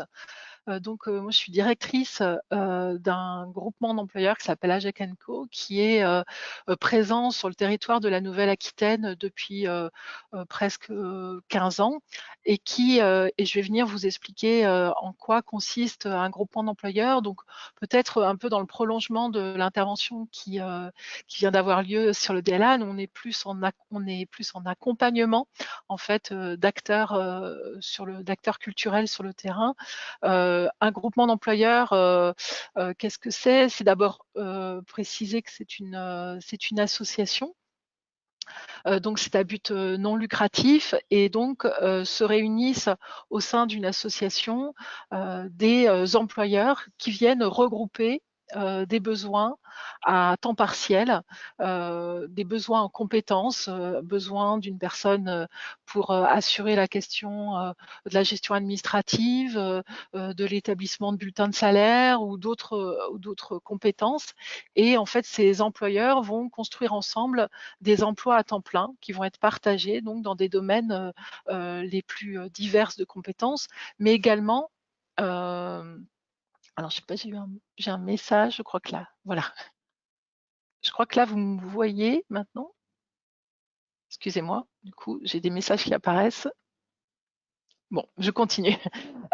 Cette association, elle couvre des esthétiques les plus différentes. On est à la fois sur le spectacle vivant, théâtre, danse, musique, mais également sur le patrimoine, les arts visuels, le cinéma, le livre. Donc l'idée va être de. Alors les groupements d'employeurs, c'est une structure juridique finalement qui vient organiser cet emploi partagé. Ça date des années 80, plus exactement de 1985. Alors nous actuellement sur le secteur de la culture, ce groupement d'employeurs, il a vu jour lié à des partenaires publics qui sont la région Nouvelle-Aquitaine, le département de la Gironde et la DRAC Nouvelle-Aquitaine. Alors on va peut-être passer pour que j'explique un petit peu en quoi consiste techniquement un groupement d'employeurs, on peut passer peut-être à la slide 2 si c'est possible. À défaut de me voir, vous voyez au moins les slides. Donc ça va concerner, alors ce qui est appelé souvent dans un groupement d'employeurs une structure utilisatrice. Alors c'est donc elles sont à la fois ces structures utilisatrices, donc ce sont ces employeurs qui se réunissent au sein de cette association. Elles peuvent être à la fois des collectivités, des associations, donc comme ça déjà été précisé par les intervenants précédents, le tissu des employeurs dans le secteur culturel est souvent composé d'associations. Donc, mais se côtoient aussi des sociétés, des collectivités, voilà, avec des tailles très diverses et structures utilisatrices qui viennent se regrouper au sein d'un groupement d'employeurs. Elles sont soit, le premier emploi finalement va être cet emploi partagé, ou alors des adhérents, des structures utilisatrices qui ont déjà beaucoup de salariés dans leur structure, mais qui ont besoin d'une compétence spécifique pour un temps donné, ou qu'on vient évaluer, qui est voilà, un besoin d'une journée par semaine que quelqu'un intervienne dans la structure. Et pourquoi on passe par cette question du groupement d'employeurs, c'est que ça va venir organiser cet emploi. Alors, est affiché à l'écran le fonctionnement. On est dans une relation qui est tripartite. On a le groupement d'employeurs qui vient signer un contrat de travail à un salarié, et il va venir organiser cet emploi partagé, c'est-à-dire va travailler une journée avec telle structure utilisatrice qui est adhérente du groupement d'employeurs, et puis une fois par mois dans telle autre, il va venir travailler la co-construction, on parle bien parce qu'on va vraiment le faire en collaboration avec les besoins des utilisateurs et le salarié pour venir. Alors, chaque construction de partage d'emploi est différente parce qu'elle va dépendre du métier exercé la plupart du temps, et elle va dépendre des contraintes soit géographiques, des contraintes personnelles aussi du salarié, et puis aussi en face des demandes de l'adhérent en question. Donc là, sur le schéma, vous voyez ce schéma classique au sein d'un groupement d'employeurs qui est une relation tripartite. Donc, j'ai parlé du contrat de travail entre le groupement d'employeurs et le salarié. Juste pour vous aussi, un des objectifs de cet outil sur le territoire, c'est de pouvoir permettre à des salariés de leur signer un contrat à durée indéterminée. Donc pour nous, la question de la pérennité de l'emploi, elle est déjà par le passage de cette signature d'un contrat à durée indéterminée, et puis d'être sur un temps de travail qui soit souhaité, c'est-à-dire soit un temps partiel si le salarié souhaite un temps partiel, ou un temps plein. Et ensuite, on va venir définir si vous êtes si l'adhérent définit le besoin avec le groupement d'employeurs, on vient écrire ensemble une fiche de mission. Voilà, j'ai besoin qu'une personne intervienne tant de temps dans ma structure pour tel type de mission, et le groupement d'employeurs va assurer que cette personne a les compétences pour ça. Et ensuite, évidemment, il y a aussi une contractualisation entre la structure utilisatrice demandeuse de ces compétences et de ce temps de travail, donc une convention de mise à disposition. C'est comme ça que s'emploie le terme juridique. Alors, comment on va peut-être passer à la slide suivante, s'il vous plaît. Alors d'un côté, ce qui va être pour les salariés, le service d'abord aux adhérents, comment ça se passe en fait après concrètement si vous adressez à un groupement d'employeurs tel que celui-ci. Alors les groupements d'employeurs sont plutôt très représentés dans le secteur agricole, peu dans le secteur de la culture. On en a un certain nombre en France. Celui-ci est un groupement d'employeurs qui regroupe actuellement une centaine d'adhérents et qui a une quarantaine de salariés, une centaine d'adhérents qui sont répartis sur le territoire de la Nouvelle-Aquitaine, et ces salariés aussi. Alors, ils suivent aussi beaucoup la question de la répartition des acteurs culturels sur le territoire, mais on va essayer d'avoir quand on va être dans la phase de diagnostic, de prise de contact, on va tenter d'avoir ce qu'on appelle un rapprochement du bassin de vie, bassin d'emploi. C'est-à-dire si une personne habite à Agen et que l'adhérent est bien sur le secteur aussi d'Agen, bien on va rapprocher ce salarié et cet adhérent. Alors, c'est pas toujours aussi simple que je ne l'explique, puisqu'effectivement, il faut que ce salarié qui habite à Agen ait bien les compétences qui sont recherchées par l'adhérent en question. Donc, c'est bien là dans le comment, au démarrage, on vient, nous, donc il y a une personne qui est dédiée à la relation avec les adhérents et qui est dédiée à cette question du diagnostic. On vient poser un diagnostic de vos besoins, des besoins en compétences de la structure. On vient travailler sur la question du vocabulaire aussi, de ce que signifie le fait d'avoir besoin de telle ou telle compétence. Donc, on vient formuler cette question-là avec vous. Et puis, une partie aussi qui est importante pour nous et pour vous, enfin, pour des structures qui passeraient par cette modalité de l'emploi partagé, c'est d'évaluer le temps de travail nécessaire et évidemment le contenu de la mission. Donc après, là, dans ce qui vous est présenté, on présente aussi les différentes étapes. Donc on en a parlé de la partie aussi d'une contractualisation. Et aussi ce qui est proposé, c'est-à-dire que on vient aussi accompagner des parcours de salariés. C'est aussi la vertu de ce que propose un groupement d'employeurs, c'est vraiment la question de l'accompagnement des parcours professionnels. Donc il y a effectivement différents acteurs qui sont présents sur ce webinaire qui travaillent sur ces questions d'accompagnement. Nous, à notre endroit, du travail de la construction de cet emploi partagé, on va venir aussi accompagner les salariés. Puis, slide suivante. Il y a aussi, ça c'est juste un nuage de mots pour venir vous illustrer quels peuvent être les métiers qui peuvent passer par une modalité d'emploi partagé. Parce que souvent on fait référence à des emplois qu'on appelle fonctions support, c'est-à-dire venir appuyer votre développement, venir appuyer l'organisation administrative. Et ça a été cité au tout démarrage par Isabelle Douzil sur le dispositif. Nous, on a par exemple de médiateurs, médiatrices cinéma. On a des emplois partagés, on en a c'est 9 personnes, 9 médiateurs, médiatrices cinéma qui sont déployés sur le secteur de la Nouvelle-Aquitaine. Et pour certains, ils sont partagés entre plusieurs cinémas, donc entre plusieurs structures culturelles. Et ça a été vraiment un moyen pour ces cinémas de pouvoir bénéficier d'une compétence sur de la médiation. Évidemment, il y a une réflexion après au niveau de l'emploi pour venir faire commun entre ce qui va être déployé comme programme de médiation dans chaque cinéma. Donc ça, c'est la vertu aussi de la question de l'emploi partagé qui vient créer de la coopération entre des acteurs culturels sur un territoire. Voilà, je vais peut-être passer à la slide suivante. Voilà, bon, ça c'était la partie comment ça fonctionne aussi concrètement dans la contractualisation. En fait, ces centaines d'adhérents qui se regroupent viennent bien adhérer à un groupement d'employeurs. Et puis à travers ça, c'est vous aussi vous signifier que on a tout type, dans un groupement d'employeurs peut se côtoyer, donc différentes, je l'ai dit, esthétiques, filières. On a autant des cinémas, des sociétés de production audiovisuelle, des théâtres, un festival.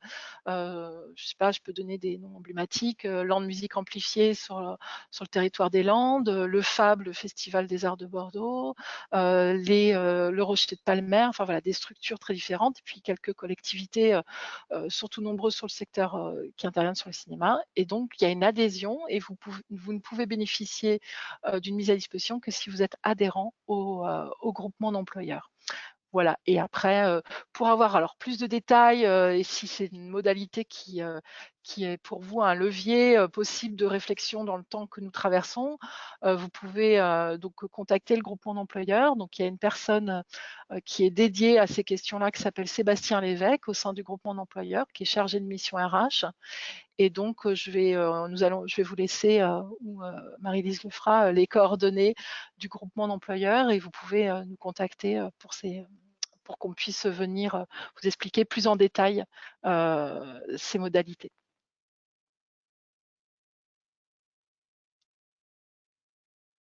Merci. Merci Nathalie. Les contacts pour contacter une personne de l'AGEC s'affichent en ce moment même dans le chat, donc n'hésitez pas à contacter Chloé Rouget si vous désirez prendre un rendez-vous. Voilà, par la suite. Donc, je vais maintenant passer la parole à Arnaud, conseiller formation pour l'AFDAS. Arnaud, voilà. Bonjour à tous, donc Arnaud Boulan, conseiller emploi formation à l'AFDAS. Donc pour rappel, l'AFDAS c'est l'opérateur compétences, donc on est là pour vous accompagner dans le financement des projets formation, donc des salariés qui sont déjà en poste, et aussi dans le cadre des embauches que vous pourriez faire, dans le cadre des contrats d'apprentissage ou contrats de professionnalisation. Donc moi aujourd'hui, je suis là pour vous présenter des dispositifs d'accompagnement qui ont été déployés donc par l'AFDAS et les branches professionnelles pour répondre à certaines de vos problématiques que vous pourriez rencontrer dans le cadre de votre activité d'entreprise. Alors, il y a 4 principaux appuis conseils qui sont déployés à l'heure actuelle.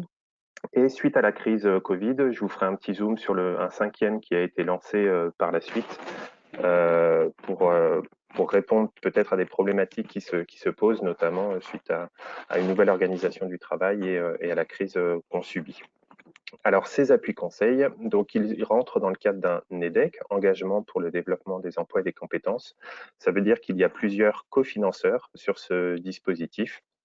Ça va vous permettre de répondre à certaines problématiques que vous pouvez rencontrer.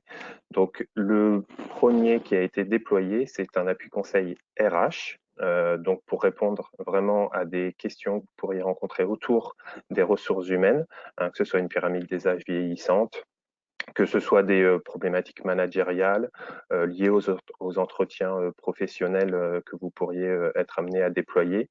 Voilà, tout ce type de problématiques. Le document unique aussi, on a des prestataires qui s'occupent de ça. Un deuxième appui conseil, c'est l'appui conseil RSE, donc pour la responsabilité sociétale des entreprises. Et donc là, c'est plutôt pour faire un point sur l'impact environnemental de la structure, comment elle peut répondre et aider à avoir un impact moins important sur l'environnement. Comment elle peut aussi négocier peut-être avec des partenaires, des clients, des fournisseurs, en mettant en avant cette responsabilité sociétale. Voilà, il y a tous ces aspects-là qui sont étudiés lors de cet appui conseil. Le troisième, c'est l'appui conseil transformation digitale, où là, c'est vraiment pour vous aider à franchir le pas de la digitalisation, de la numérisation, pour pouvoir être plus visible peut-être sur Internet, savoir mieux utiliser les outils numériques. Le quatrième et dernier appui conseil, c'est l'appui conseil AFEST, donc Action de formation en situation de travail. Alors celui-ci est encore dans un cadre expérimental, c'est-à-dire qu'il n'est pas totalement déployé par l'AFDAS ni par les prestataires. On a des structures qui ont été retenues pour expérimenter ce type d'appui conseil. Alors l'action de formation en situation de travail, très rapidement et succinctement, c'est en fait la mise en place de formation interne et la transmission de formation en interne au sein de l'entreprise, avec une prise de recul suffisante pour savoir comment est mise en œuvre la formation au sein de la structure, avec des phases de réflexion où on prend le temps de se poser avec le prestataire et savoir si on fait bien les choses au sein de la structure. Donc, ces 4 appuis conseils, comme je vous le disais, sont mis en œuvre dans le cadre d'un EDEC. Donc, il y a des cabinets pour chacun qui ont été habilités par l'AFDAS. Ils ont répondu à un cahier des charges. Donc, quel que soit votre champ d'activité, ils sont en mesure de vous accompagner sur vos problématiques. Chaque cabinet donc a un cahier des charges à respecter. Ces appuis conseils se déroulent sur 5 jours maximum. Et ces 5 jours s'étalent sur une année maximum. On peut être amené à décaler un petit peu avec la crise qu'on subit aujourd'hui, mais l'objectif, c'est de réaliser cet accompagnement dans les 5 jours. C'est pris en charge par l'AFDAS, totalement en tout cas pour les entreprises de moins de 50 salariés, grâce aux différents financeurs qui participent à cet EDEC. Maintenant, je vais vous faire un point peut-être plus précis sur un appui conseil qui s'appelle Rebondir et qui est là aujourd'hui pour vous accompagner par rapport à la crise qu'on subit. Donc, je veux bien qu'on passe à la deuxième slide, s'il vous plaît. Donc, l'appui conseil rebondir, en fait, l'objectif, c'est vraiment de vous aider dans la reprise d'activité émanant notamment de la crise qu'on subit. Donc, on va étudier en fait les impacts de cette crise pour vous aider à reprendre l'activité de votre structure. Vous pouvez peut-être réfléchir à une nouvelle organisation du travail, à des nouvelles modalités aussi de travail.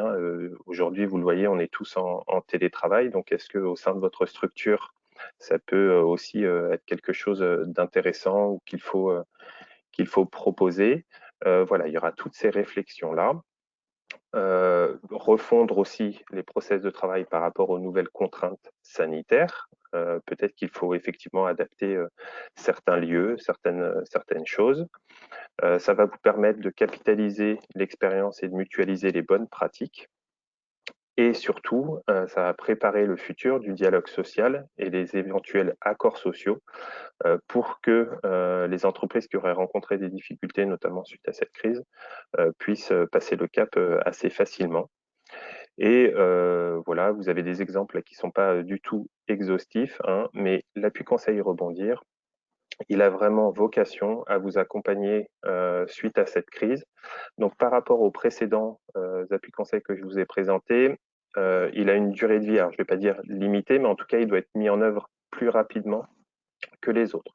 On est toujours sur le même principe de 5 jours d'accompagnement, mais sur les 6 prochains mois, puisqu'il s'arrêtera, lui, au 30 juin 2021, alors que les autres s'arrêtent au 31 décembre 2021. Voilà, pareil, si vous avez des questions, n'hésitez pas. On sera là pour y répondre. On a des délégations régionales qui sont là pour vous accompagner. Donc, au niveau de la délégation Nouvelle-Aquitaine, vous avez le contact mail et téléphonique. Et vous avez bien sûr le chat pour laisser vos questions auxquelles on sera amené à répondre. Je vous remercie beaucoup de votre présence.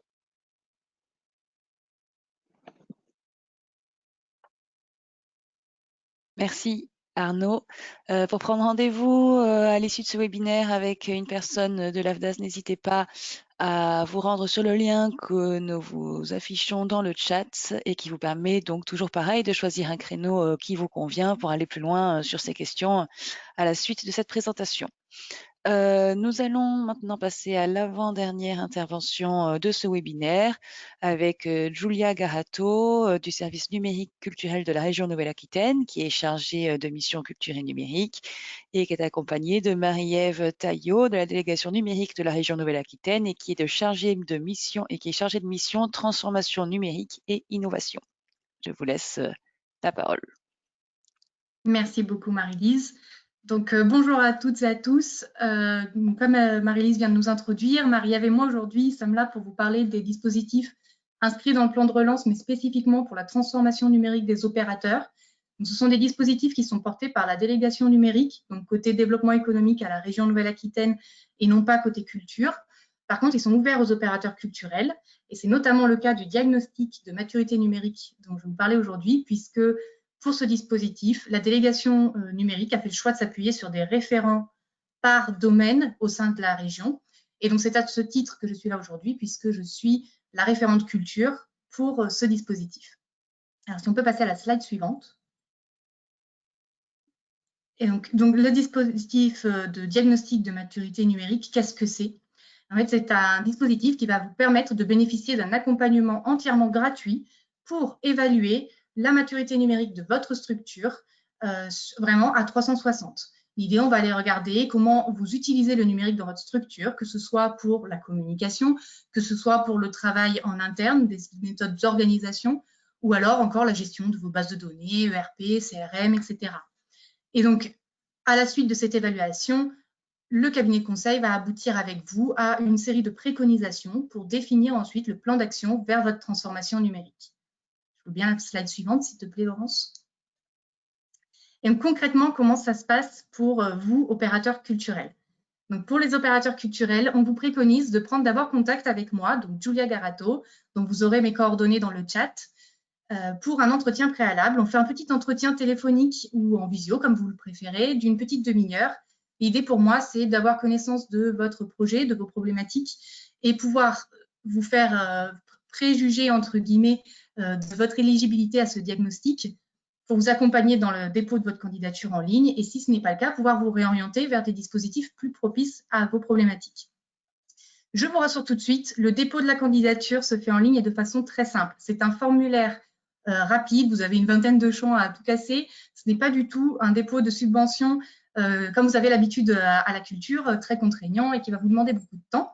Et du fait aussi que ce dispositif est un dispositif qui court sur 2 ans et les demandes viennent au fil de l'eau.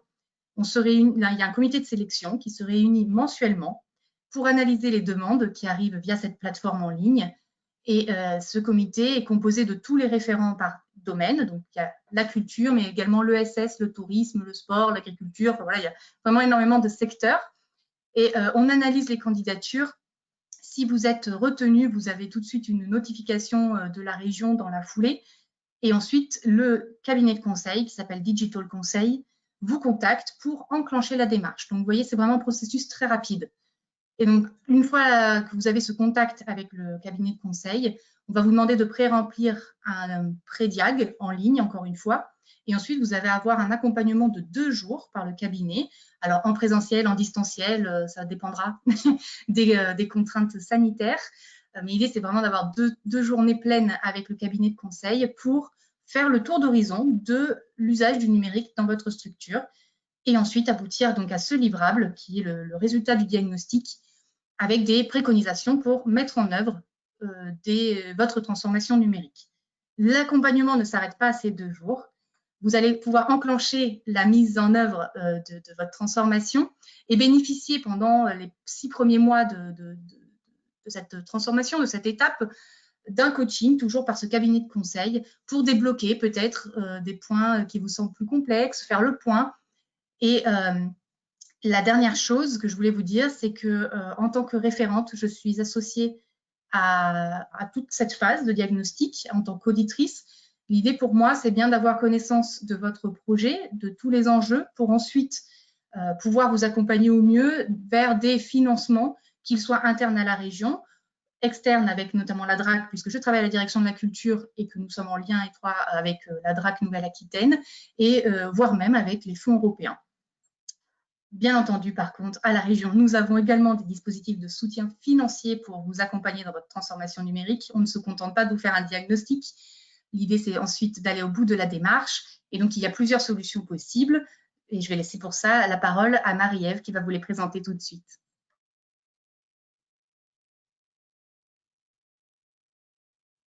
Marie-Ève, on ne t'entend pas.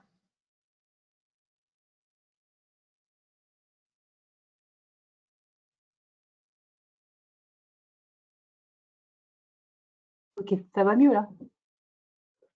Oui, donc en fait, ce que je vais faire, je vais vous présenter, donc je suis Marie-Ève Taillot et je suis chargée de mission à la délégation numérique, donc en charge d'un dispositif qui s'appelle le chèque transformation numérique et qui va peut-être vous intéresser.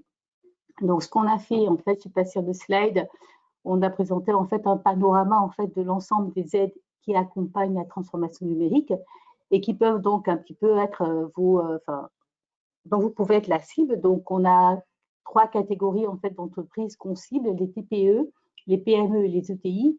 Donc, vous allez être particulièrement en fait intéressé par la partie TPE, PME, c'est-à-dire TPE si vous êtes moins de 10 et PME si vous êtes plus de 10.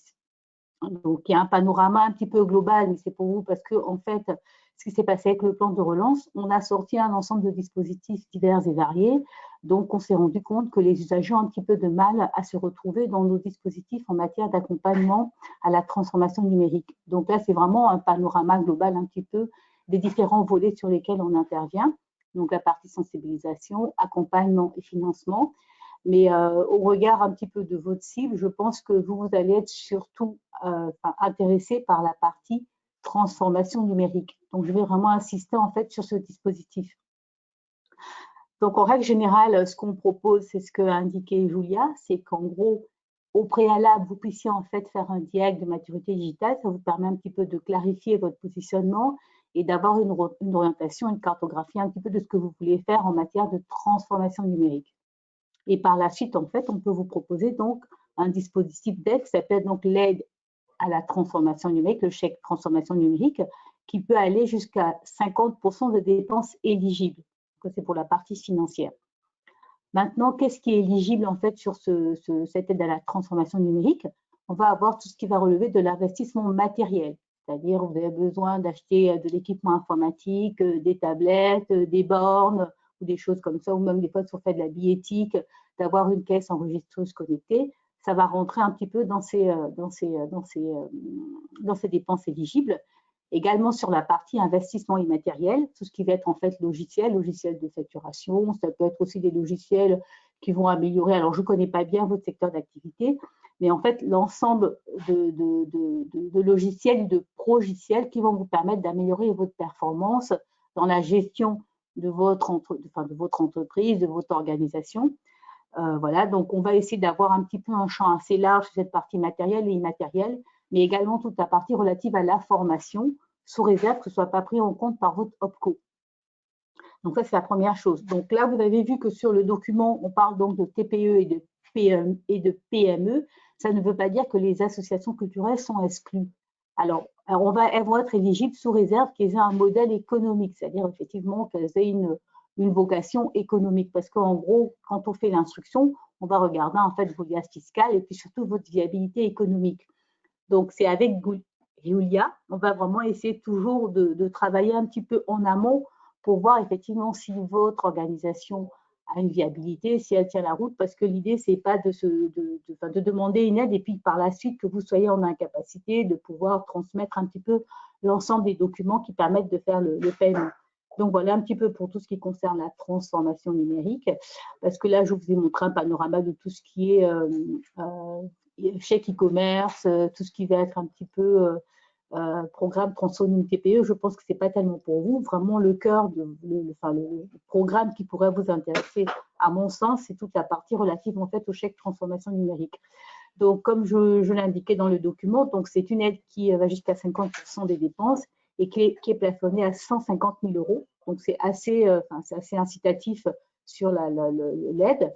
Et puis, donc, on est disponible, Giulia et moi, donc, pour vous répondre sur votre éligibilité, sur un petit peu les dépenses qui pourraient rentrer en compte, sachant qu'il y a beaucoup, donc là, tout ce qui est en fait de la norme, c'est-à-dire qu'on va décrire sur notre site internet du guide des aides, mais il y a beaucoup en fait de travail qui va être fait vraiment au cas par cas, c'est-à-dire on va regarder un petit peu également le projet global de l'entreprise et on va donc se caler un petit peu sur la stratégie à terme, à moyen terme, à long terme pour pouvoir rendre éligible ou pas un projet.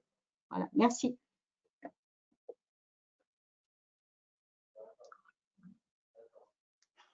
Merci beaucoup Marie-Ève, merci beaucoup Julia. Si vous souhaitez prendre un rendez-vous, n'hésitez pas à contacter Julia Garato, comme indiqué dans le chat. Nous allons maintenant passer à la dernière intervention de ce webinaire et je vais passer la parole à Mathilde Baron, responsable du pôle accompagnement et coopération au sein de la Agence culturelle Nouvelle-Aquitaine. Mathilde, je te laisse la place. Merci Marie-Lise. La Agence culturelle Nouvelle-Aquitaine est une association loi 1901 financée par l'État et la région. Elle est un outil au service de l'ensemble des acteurs culturels, donc pas seulement spectacle vivant, mais bien tous les domaines de la culture. Son équipe est répartie sur 3 sites, Poitiers, Limoges, Bordeaux. Et les grandes missions de l'AA sont l'accompagnement, l'observation, la production et le partage de connaissances, l'information et la valorisation des acteurs culturels. Là, je vais vous présenter plus particulièrement l'offre d'accompagnement proposée par l'agence, donc qui est concernée, comme je disais, c'est les acteurs artistiques et culturels de la région Nouvelle-Aquitaine dans leur diversité. Et le type d'accompagnement proposé, c'est l'aide à la structuration de l'activité et participer à développer la capacité des acteurs culturels à absorber les évolutions du secteur. On a 4 axes de déclinaison de cet accompagnement. Conseiller, orienter, accompagner, évidemment, animer le dialogue social dans le domaine du spectacle vivant avec le COREPS, je vais vous expliquer plus en détail, et informer, produire des ressources. En ce qui concerne la dimension conseil, donc on a un mail générique qui s'affiche là à l'écran. J'ai une question @la-nouvelle-aquitaine.fr qui est une des portes d'entrée proposées pour l'agence, pour avoir des réponses immédiates ou si on n'a pas la réponse, dirigée vers des personnes expertes. Derrière ce mail, il y a 3 chargés de mission à l'agence qui sont répartis entre Limoges et Bordeaux. Lorsque nous recevons aussi vos demandes qui peuvent être dans le domaine juridique, social, la structuration du projet, voilà, on fait notre possible pour répondre à ce besoin, mais parfois il y a besoin d'aller plus loin que simplement répondre à une question. Et c'est là où on va déployer un accompagnement individuel. Donc là, c'est à la demande d'une structure ou d'une personne. On va proposer une série de rendez-vous pour voilà, aider à déplier un peu le projet, à analyser le besoin et tenter de le solutionner. C'est un dispositif qu'on propose sur 6 mois et souvent cette proposition vient en complément d'autres dispositifs comme des conventionnements avec des collectivités ou des DLA. On propose aussi des accompagnements collectifs. On est formé au niveau de l'équipe de l'agence à la maturité coopérative par Anne et Patrick Beauvillard de l'Institut des territoires coopératifs. Et donc, nous proposons d'accompagner un ensemble de structures, d'individus à l'amorçage d'une coopération plutôt à l'échelle humaine avant tout pour faire œuvre commune.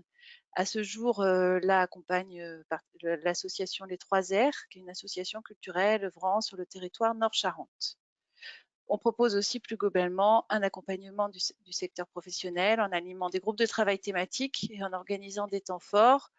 Le dernier en date, les 12 et 13 novembre dernier, avec le forum Entreprendre dans la culture en Nouvelle-Aquitaine qui a eu lieu 100% en ligne.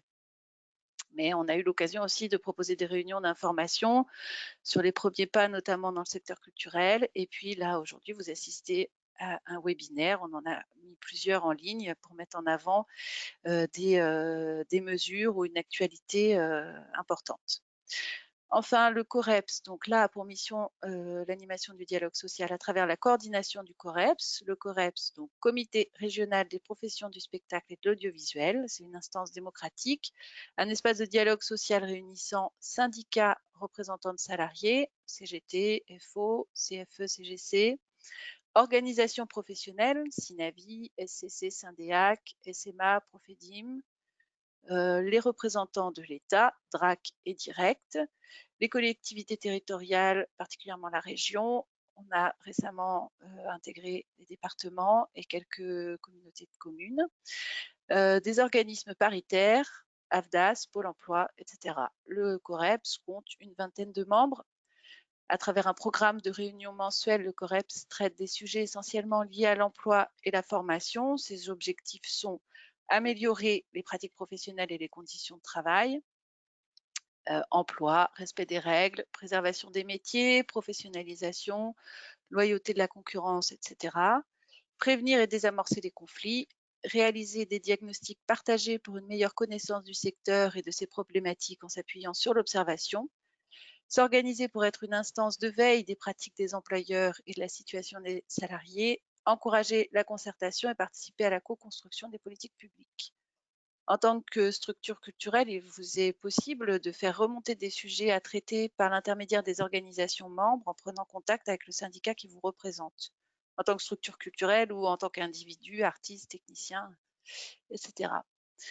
Le volet ressources que propose l'agence, donc nous mettons à disposition des cartes et des enquêtes produites par l'agence et notamment par l'équipe des chargés d'études du pôle observation ressources. Tout ça est en ligne sur notre site internet. Il existe aussi un annuaire régional des acteurs du spectacle vivant qui est mis à jour régulièrement. Et si vous voyez des coquilles, n'hésitez pas à nous le faire savoir, car nous avons à cœur de mettre cet outil à jour le plus régulièrement possible. Nous produisons aussi des documents ressources. C'est pareil, sur le site internet, vous pourrez trouver une fiche démarrer son activité dans le spectacle vivant, quelle démarche pour se professionnaliser. On a aussi un dossier danse, guide des acteurs de la création et de la diffusion en Nouvelle-Aquitaine, avec une partie observation, avec des cartes et des chiffres sur les acteurs de la danse, les équipes artistiques, les lieux de création et de diffusion, les festivals. dédiée à la danse, c'est une carte interactive, et une partie ressources pour construire et financer votre projet. Enfin, donc comme je vous disais, on a toute une dimension information à travers notre magazine L'Affût et ses dossiers thématiques, nos réseaux sociaux, et puis sur le site internet, nous tenons à jour un fil d'actualité sur notamment les mesures liées à la crise sanitaire, mais pas que. Voilà. Merci pour votre attention.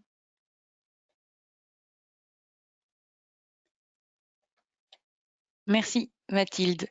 Nous arrivons donc à la fin de ce webinaire. Merci à toutes et à tous d'avoir participé. Merci aux intervenantes et aux intervenants, et merci à toute l'équipe de l'agence pour la gestion des images, des questions et pour l'organisation de ce webinaire. Si vous voulez prendre rendez-vous avec nous, avec l'Agence culturelle Nouvelle-Aquitaine, n'hésitez pas à prendre rendez-vous sur un des créneaux. Voilà, il s'affiche le lien. Donc, ce lien pour prendre rendez-vous avec nous, avec la région, avec Pôle emploi, avec l'AFDAS ou avec la Directe. Pour les rendez-vous avec Audience, avec la GEC, ou pour en savoir plus sur le dispositif DLA ou avec la région Nouvelle-Aquitaine sur le volet numérique, les différentes coordonnées s'affichent sur le slide en ce moment même. Si toutefois vous aviez encore des questions, ou si vous n'arriviez pas à prendre un rendez-vous, si vous aviez des soucis avec les coordonnées, n'hésitez pas à nous écrire à j'ai-une-question@la-nouvelle-aquitaine.fr. De manière plus large, cette adresse mail est là, comme l'a dit Mathilde, est la porte d'entrée pour nous contacter au pôle accompagnement et coopération de l'agence pour une question sur votre projet ou sur votre parcours. Donc, n'hésitez pas. Ce webinaire a donc été enregistré, il sera en ligne, vous pourrez le regarder et nous vous enverrons donc le document ressources avec tous les liens, toutes les informations utiles.